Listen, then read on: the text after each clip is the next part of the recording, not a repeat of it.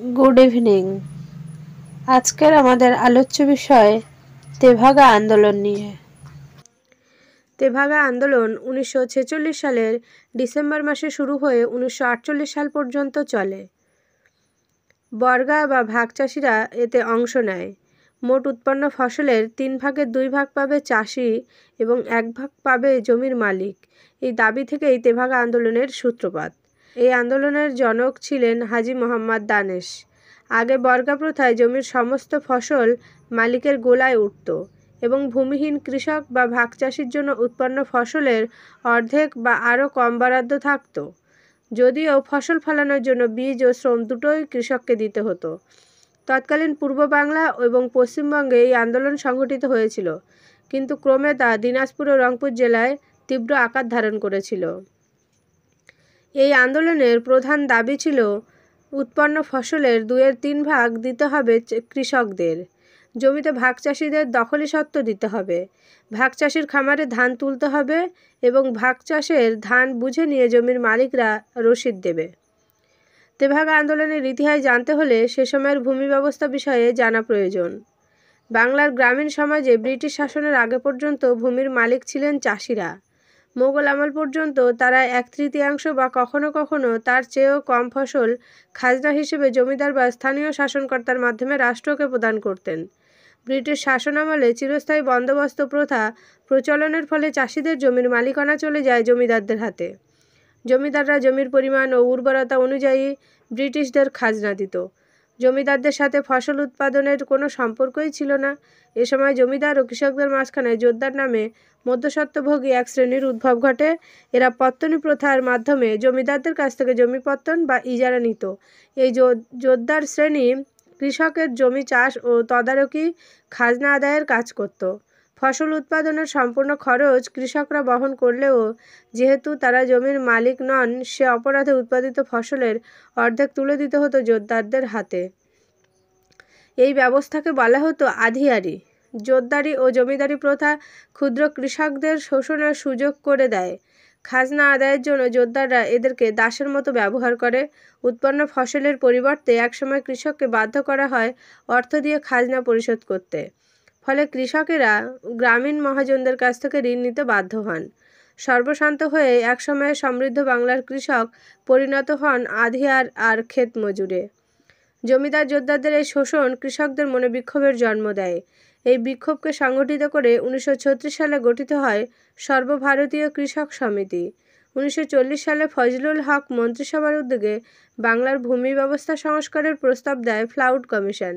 এই কমিশনের সুপারিশ ছিল জমিদারি প্রথার উচ্ছেদ করে চাষিদের সরাসরি সরকারের প্রজা করা এবং তাদের উৎপাদিত ফসলের 3 ভাগের 2 ভাগের মালিকানা প্রদান করা। এই সুপারিশ বাস্তবায়নের আন্দোলনের জন্য কৃষক সমাজ ঐক্যবদ্ধ হতে থাকে। এছাড়া জনসাধারণের কাছ থেকে হাটের তোলা ও লেখাই সহ নানা কর আদায় করা হতো। এসব বন্ধের জন্য আন্দোলন জোরদার হয়। তেভাগা আন্দোলনের একজন অগ্রদূতী মহিলা ছিলেন নাচোল উপজেলার ইলা মিত্র।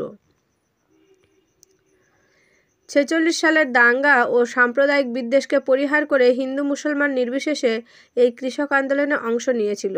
নিখিল ভারত কৃষক সভার নীতি ছিল কৃষক ঐক্য, যার ভিত্তিতে তেভাগা আন্দোলন জেলায় জেলায় সমস্ত ভ্রাতৃঘাতী বিবাদকে ত্যাগ করে ছড়িয়ে পড়ে। সমিতি গঠন, মহিলা কর্মী গড়ে তোলা, সংগ্রামী তহবিল এবং রাজনৈতিক শিক্ষাদানের ক্লাস ইত্যাদির মাধ্যমে পূর্ব ও পশ্চিম বাংলাতে কৃষক সংগ্রামীরা একজোট হন। সুন্দরবনের প্রত্যন্ত অঞ্চল থেকে উত্তরবঙ্গ বিভিন্ন জায়গায় কৃষকরা তেভাগার দাবি তুলেছিলেন। তেভাগা আন্দোলনের প্রথম শহীদ ছিলেন দিনাজপুর জেলার চিরিরবন্দর উপজেলার তালপুকুর গ্রামের সমীর উদ্দিন ও শিবরাম মাঝি। সমীর উদ্দিন ছিলেন মুসলমান এবং শিবরাম মাঝি ছিলেন আদিবাসী হাঁসদা সম্প্রদায়ের।